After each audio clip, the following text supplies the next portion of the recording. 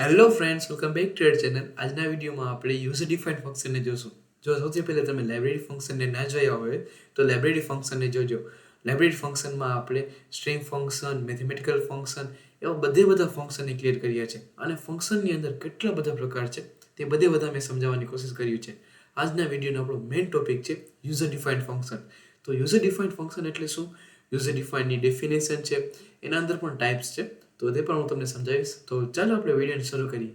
તો સૌથી પહેલો ક્વેશ્ચન આવે છે, what is a user defined function?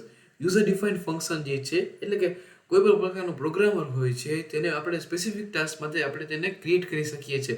તો એની ડેફિનેશન સમજો. User defined function is a function created by the programmer to the perform specific task.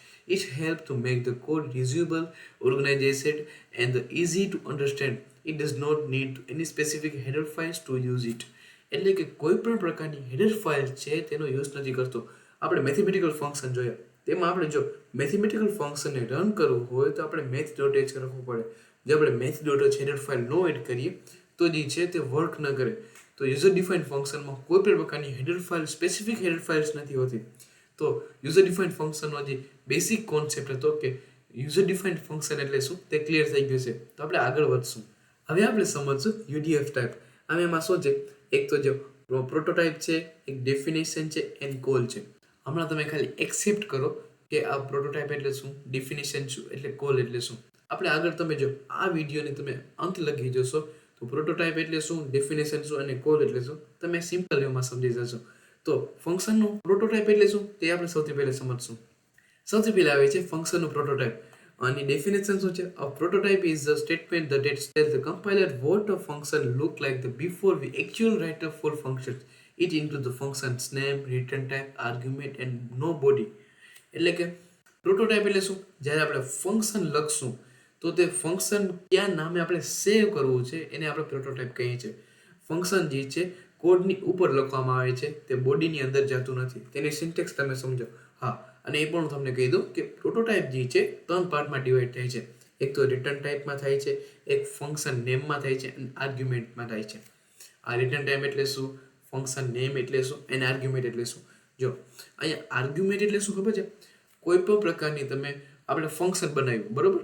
હવે તેના અંદર આપણે ઇનપુટ કરશું, કોઈ પણ વેલ્યુ આપણે ઇનપુટ કરશું, લાસ્ટમાં જે રિટર્ન આવશે તેને આપણે રિટર્ન ટાઈપ કહેશું.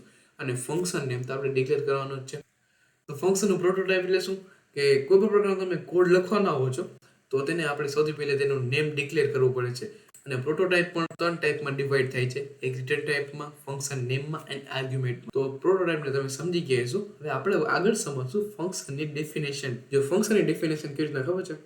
તમે કોઈ પણ પ્રકારનું કામ કરો યુઝર ડિફાઇન્ડમાં તો તે જે વર્ક કરે છે તેને આપણે ડેફિનેશન કહેશું. When we call the function, the real work happens inside the function definition. મેં તમને કીધું ને, કોઈ પણ પ્રકારનું તમે ફંક્શન લખશો તેના બિહાઇન્ડ તે કામ કરશે. ઠીક છે? Definition. The function definition held all statement the will run. The statement are always right inside brackets. આપણે ગમે ત્યારે ફંક્શનની ડેફિનેશન લખશું તો બ્રેકેટ્સની અંદર લખશું. તો તેની આપણે સિન્ટેક્સ સમજીએ. Return type and function name. હવે આ રિટર્ન ટાઈપ ને ફંક્શન નેમને આપણે શું કહી શકશું? આપણે આગળ જ સમજીએ, બરોબર? હવે તમે વિચારો, return type and function name એટલે શું? Return type and function name છે તે પ્રોટોટાઇપ છે. આ જે છે રિટર્ન ટાઈપ છે અને ફંક્શન છે. આના અંદર આર્ગ્યુમેન્ટ આપણે નથી લખ્યું. હવે આ જે છે તેને સ્ટેટમેન્ટ કહેશું. હવે જે સ્ટેટમેન્ટ છે તેને આપણે ડેફિનેશન કહેશું. તો ફંક્શન ને ડેફિનેશનને પણ તમે સમજી ગયા છો. આ જે બેસિક છે ફંક્શનનું પ્રોટોટાઇપ, ફંક્શનની ડેફિનેશન. હવે આપણે સમજશું ફંક્શનનું કોડ. જો આ જે બેસિકને તમે ખાલી એક્સેપ્ટ કરો, આગળ જે આવશે તેને તમને બહુ જ મજા આવશે. તો ફંક્શન ડેફિનેશન આપણે ક્લિયર થઈ ગયા. ઓકે, હવે આપણે આગળ સમજશું ફંક્શનનું કોલ. કોઈ પણ પ્રકારનું તમારે ફંક્શનની ડેફિનેશન કરવી હોય તો સૌથી પહેલા આપણે તેને કોલ કરવો પડે. A function call is used to start the function working. We call a function by the writing its the name followed by the round brackets. Without calling it, the function will not even run already written in the program. એટલે કે આ જે છે જેમ કે કોઈ માણસ હોય છે તેનો જીવ આપણે જટી કેમ લે, એ રીતના કોલ ફંક્શન છે. જો ફંક્શનનું કોલ આપણે નહીં કરશું તો આખો પ્રોગ્રામ નહીં ચાલે, બરોબર? એની પ્રોટોટાઇપ આવશે ને ડેફિનેશન આવશે. ફંક્શનનું કોલ છે તે મેઇન છે. સિન્ટેક્સ કેવી રીતના છે? ફંક્શન નેમ, બરોબર? હવે આપણે ફંક્શનનું પ્રોટોટાઇપ સમજી ગયા, ફંક્શનની ડેફિનેશન સમજી ગયા અને ફંક્શનનું કોલ પણ તમે આઈ હોપ સમજી ગયા હશો. આપણે એક રિવિઝન કરી. ફંક્શનનું પ્રોટોટાઇપ એટલે શું? કોઈ પણ પ્રકારનો આપણે કોડ લખવાના હોય તો સૌથી પહેલા તેનું આપણે નેમ ડિક્લેર કરશું. તેના અંદર આર્ગ્યુમેન્ટ હશે એન્ડ રિટર્ન હશે. ફંક્શનની ડેફિનેશન એટલે શું? કે કોઈ પણ પ્રકારનો તમે પ્રોગ્રામ રન કરશો તો તે ડેફિનેશનમાં આવશે. અને ફંક્શનનો કોલ એટલે શું? કોઈ પણ પ્રકારનો તમે ડેફિનેશનને જો તમારે વર્ક કર્યું હોય તો કોલનો યુઝ કરવો પડશે. તમે હમણાં ખાલી એક્સેપ્ટ કરો કે આ બધી કોલ, ડેફિનેશન ને પ્રોટોટાઇપ છે. તો હવે યુઝર ડિફાઇન્ડ ફંક્શનને આપણે આગળ વધશું અને તેનો આખો જે કોન્સેપ્ટ છે તેને ક્લિયર કરી નાખશું. જો હવે જે મેઇન પાર્ટ આવે છે, બરોબર, જે બેસિક મુદ્દા હતા ને, પ્રોટોટાઇપ, ડેફિનેશન્સ, કોલ્સ, હવે જે આ જે છે તે રિટર્ન, હવે જે આ જે છે તે તમને એક્ઝામમાં પણ આવી શકે છે, પ્રેક્ટિકલ એક્ઝામમાં આવી જઈ શકે છે, અથવા તમારું લોજિકને સ્ટ્રોંગ કરવામાં બહુ જ ઇમ્પોર્ટન્ટ. તો સૌથી પહેલો પાર્ટ પડે છે no argument and no return, with argument, no return, no argument, with return, with argument, with return. No argument no return એટલે શું ખબર છે? આપણે કઈ વસ્તુ લેતા પણ નથી અને દેતા પણ નથી. વિથ આર્ગ્યુમેન્ટ નો રિટર્ન એટલે શું? આપણે વસ્તુ લઈએ છીએ, દેતા કાંઈ નથી. આપણે નો આર્ગ્યુમેન્ટ વિથ રિટર્ન એટલે શું? આપણે કોઈ વસ્તુ લેતા નથી પણ દઈએ છીએ, દાનવીર સાહીએ છીએ. With argument and with return આપણે વસ્તુ લઈએ પણ છે અને દઈએ પણ છે, શેરિંગ કરીએ છીએ. તો આ ચારે ચાર ટાઈપ છે ને, તમને સમજવામાં થોડુંક ટફ લાગતું હશે. નો આર્ગ્યુમેન્ટ નો રિટર્ન એટલે શું? વિથ આર્ગ્યુમેન્ટ નો રિટર્ન એટલે શું? જો આના માટે ચારે ચાર માટે મેં બહુ બેસ્ટ કોડ લખ્યા છે. તો સૌથી પહેલા આપણે નો આર્ગ્યુમેન્ટ અને નો રિટર્નને સમજવું, જેથી આ બધા જે કોન્સેપ્ટ જે છે ને ક્લિયર થઈ જશે. તો તમે જોઈ શકો છો નો આર્ગ્યુમેન્ટ એન્ડ નો રિટર્ન. હવે નો, જો સૌથી પહેલા તો તમને દેખાતું નહીં હોય તો થોડુંક આપણે પ્લસ કરી નાખીએ. હવે જો અહીંયા મેં હેડર ફાઇલ કાં એડ કરી છે? સાહેબ તમે તો કીધું હતું કે હેડર ફાઇલ્સ તો નો આવે. આપણે યુઝર ડિફાઇનમાં તમે લખેલું હતું કે આમાં હેડર ફાઇલ તો નો આવે. તો કેમ હેડર ફાઇલ આવી છે? stdio.h કેમ આવી છે? કારણ કે અહીંયા આપણે પ્રિન્ટ એફ કર્યું છે. જો આપણે કોઈ પણ પ્રકારની વેલ્યુ પ્રિન્ટ કરવી હશે ને તો એ આપણે એક તો હેડર ફાઇલ જશે જ. જો હેડર ફાઇલ્સ નહીં કરીએ તો કાંઈ પણ પ્રિન્ટ નહીં થાય. હવે નો આર્ગ્યુમેન્ટ નો રિટર્નમાં આપણે શું કરશું ખબર છે? આપણે કાંઈ વસ્તુ લેશું પણ નહીં અને દેશું પણ નહીં. અહીંયા આપણે વોઇડ મેસેજ કર્યું છે. આ જે છે ફંક્શનનું પ્રોટોટાઇપ છે, બરાબર? Void message. આ વોઇડ જે છે તે ડાટા ટાઈપ છે. આ મેસેજ જે છે એ ખાલી મેસેજ છે. અહીંયા આપણે ફંક્શનને સ્ટાર્ટ કર્યું ઇન્ટીજર મેન. અહીંયા આપણે મેસેજ કર્યું છે અને બ્રેકેટ્સની અંદર રિટર્ન 0, બરાબર? અહીંયા લગી તમારો બેસિક કોન્સેપ્ટ ક્લિયર થઈ ગયો છે. હવે જે મેઇન પાર્ટ આવે છે વોઇડ મેસેજ. વોઇડ મેસેજ એટલે શું? હવે એની અંદર આપણે પ્રિન્ટ એફથી હેલો આપણે પ્રિન્ટ કરાવશું. જો કે આપણે રિટર્ન નથી કરાવતા એન્ડ આર્ગ્યુમેન્ટ પણ નથી લેતા. અહીંયા આપણે જો કોઈ પ્રકારનું રિટર્ન કર્યું છે, નથી કર્યું. આપણે આર્ગ્યુમેન્ટ કર્યું છે, નથી કર્યું. છતાંય અહીંયા હેલો જે છે તે લખેલું આવશે. તો આપણે કોડને રન કરીએ. તમે આઉટપુટમાં જોઈ શકો છો ખાલી શું આવે છે? હેલો. જો અહીંયા આપણે કોઈ પણ પ્રકારનું આર્ગ્યુમેન્ટ પણ નથી કર્યું એન્ડ રિટર્ન પણ નથી કર્યું. હવે નો આર્ગ્યુમેન્ટ એન્ડ નો રિટર્નનો પણ બેસિક કોન્સેપ્ટ ક્લિયર થઈ ગયો છે. તો આપણે આગળ વધશું with argument no return. With argument ને નો રિટર્ન છે ને તે નો આર્ગ્યુમેન્ટ ને નો રિટર્ન કરતાં તો અલગ જ હશે 100%. જો અહીંયા આપણે પ્રોટોટાઇપ લીધો છે. આ જે છે તેને આપણે રિટર્ન ટાઈપ કહેશું. વોઇડ છે તેને આપણે સમય જગ્યા છે, બરાબર? 3 ટાઈપમાં ડિવાઈડ થાય છે. હવે આ પ્રિન્ટેડ નંબર છે તેને આપણે ફંક્શનનું નેમ કહેશું અને આને આર્ગ્યુમેન્ટ કહેશું. જો અહીંયા આપ્યું છે ને વિથ આર્ગ્યુમેન્ટ, આપણે આર્ગ્યુમેન્ટ લેશું ઇન્ટીજર એક્સ, બરાબર? int x. હવે int મેનથી આપણે ફંક્શનને સ્ટાર્ટ કરશું.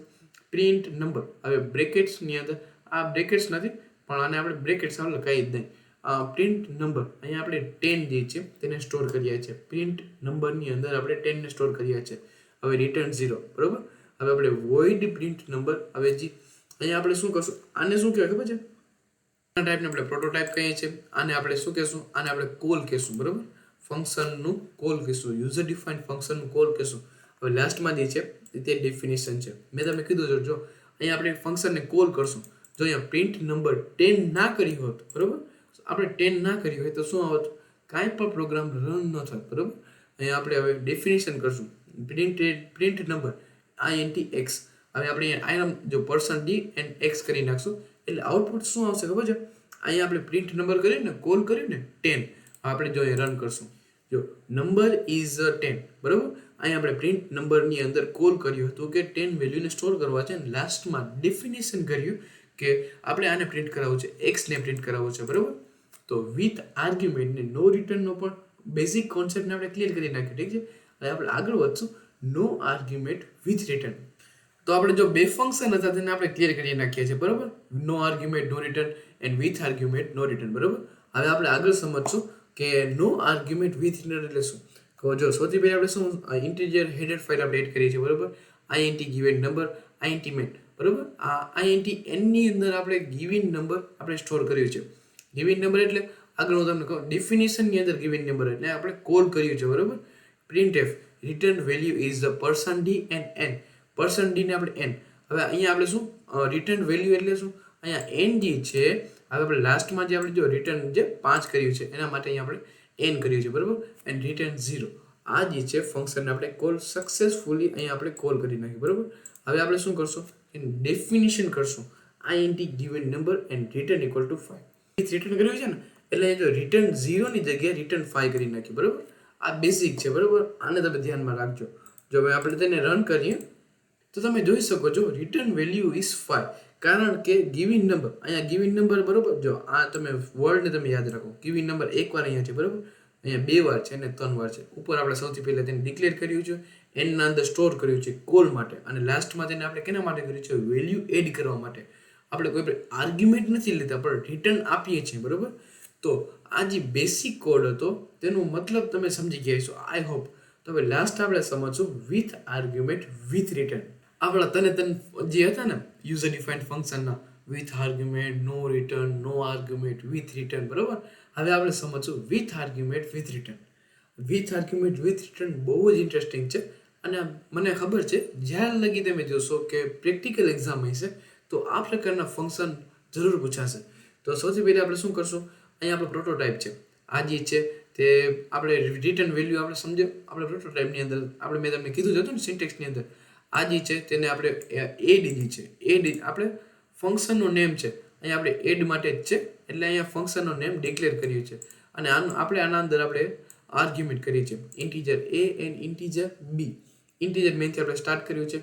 અહીંયા આપણે કોલ કર્યું છે integer sum equal to add on 4 and 6 4 અને 5 ને આપણે એડ કરવાનું છે બરાબર. અને કેમ આપણે સ્ટોર કર્યું છે સમની અંદર સ્ટોર કર્યું છે એટલે આપણે પ્રિન્ટ કેને કરાવશું સમની કરાવશું પર્સન ડી થી બરાબર. અને રિટર્ન શું કર્યું છે 0 બરાબર. હવે integer add integer a and b અહીંયા ઇન્ટીજર a એન્ડ b શું કરવા આવ્યા કારણ કે આપણે સૌથી પહેલા આપણે એડ કર્યું છે ને ક્યાં પ્રોટોટાઇપની અંદર. હવે આપણે શું કરશું રિટર્ન a પ્લસ b આ જે છે આપણે અહીંયા ઓપરેટરને મૂકીને વાતને ખલાસ કરી નાખશું બરાબર. પ્લસની સાઇન કરી એન્ડ આ બેને પ્લસ કરાવી નાખશું 4 એન્ડ 5 6 ની બરાબર. તો આપણે કોડને રન કરીએ જેથી આ કોડને પણ તમે સમજી જાઓ. જો અહીંયા જો સમ ઇઝ 10 બરાબર. જો અહીંયા આપણે શું કર્યું છે કોલની અંદર પણ 4 ને 5 કર્યું છે અને સમની અંદર સ્ટોર કરાવ્યું હતું અને return 0 return a plus b એટલે શું આવી ગયું 10 આવી ગયું. તો વિથ આર્ગ્યુમેન્ટ વિથ રિટર્ન ને પણ તમે સંપૂર્ણપણે સમજી ગયા છો અને યુઝર ડિફાઇનને પણ સમજી ગયા છો. તો યુઝર ડિફાઇનને આપણે સંપૂર્ણપણે ક્લિયર કરી નાખ્યો છે. તેના અંદર કેટલા ટાઈપ હતા જેમ કે કોલ હતું, ડેફિનેશન હતું, પ્રોટોટાઇપ હતું અને વિથ આર્ગ્યુમેન્ટ નો આર્ગ્યુમેન્ટ બધું ઉલઝન હતું. જેમ કે તમે નવું જો ને એટલે તમારું મગજ જે છે કામ ના કરે કે આ બધું શું આવી ગયું યાર. તો હું તમને બધું સમજાવી નાખ્યું છે એટલે કોઈ પણ પ્રકારનું ઇશ્યુ નહીં રહે. જો ઇશ્યુ રહેતું હોય અથવા સ્પીડ વધારે લાગતી હોય તો તમે મને કોમેન્ટ સેક્શનમાં જરૂરથી કહેજો. પહેલે તો તમે વિડીયોને લાઇક ના કરી સૌથી પહેલાં વિડીયોને લાઇક કરી નાખજો જેથી મને નવા વિડીયો બનાવવાના તો મને પણ ઇન્ટરેસ્ટિંગ જાગે કે હા મારા વિડીયો પણ કોક તો જોવે છે બરાબર. તો આ વિડીયોને તમે લાઇક કરજો, શેર કરજો અને સબસ્ક્રાઇબ કરજો. આપણે મળી બીજા વિડીયોમાં. Thank you for watching. By.